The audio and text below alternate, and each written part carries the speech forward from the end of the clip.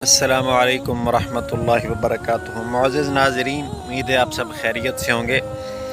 मैं इस वक्त मौजूद हूँ अपने गांव के साथ ही जो कब्रिस्तान है वहाँ पर मैं इस वक्त मौजूद हूँ। मैं आया था आज सुबह अपने दादाजी जो 2-3 दिन पहले हमें दाग़े मुफारकत देकर चले गए, हमारी आंखों से ओझल हो गए, उनकी कब्र पे दुआ करने के लिए मैं आया था।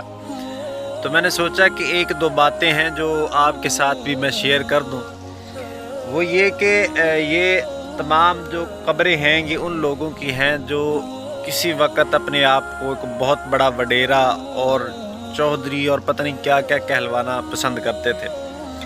ज़मीन पे बैठना गवारा नहीं करते थे, तन बदन पे ऐसा कपड़ा पहनना गवारा नहीं करते थे जिस पर कोई दाग हो, मट्टी लगी हो। लेकिन आज ये पता नहीं कितने मन मट्टी के नीचे पड़े हुए हैं।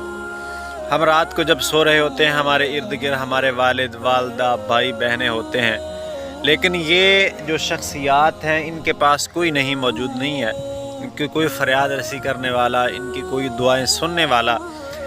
तो ये कब्रिस्तान के अंदर पड़े हैं। अगर कब्र के अंदर आप रोशनी करना चाहते हैं तो उस रोशनी का इंतज़ाम आपको दुनिया से ही करके आना पड़ेगा। तो दुनिया के अंदर आज आप हैं, आपको अल्लाह ताला ने वक़्त दिया है, आपके पास अल्लाह ने वक़्त जो है आपके लिए गनीमत है। उस वक़्त को अपने लिए एक अल्लाह की तरफ से अता किया हुआ मौका समझें और अल्लाह ताला से दुआएं मांगे कि अल्लाह हमें कब्र में जाने से पहले कब्र की तैयारी की तौफीक अता फरमा।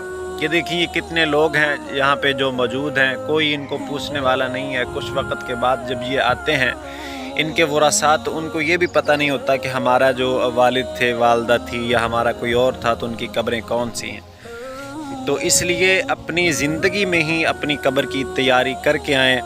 अल्लाह ताला से दुआ है अल्लाह ताला हमारी आखिरत की तमाम मनाजिल को आसान फरमाए और इस कब्रिस्तान के अंदर जितने भी मोमिनीन दफन हैं अल्लाह ताला उनकी मग़फ़रत फरमाए, उनकी कब्र पे करोड़ों रहमतें नाज़िल फरमाए। अस्सलामु अलैकुम।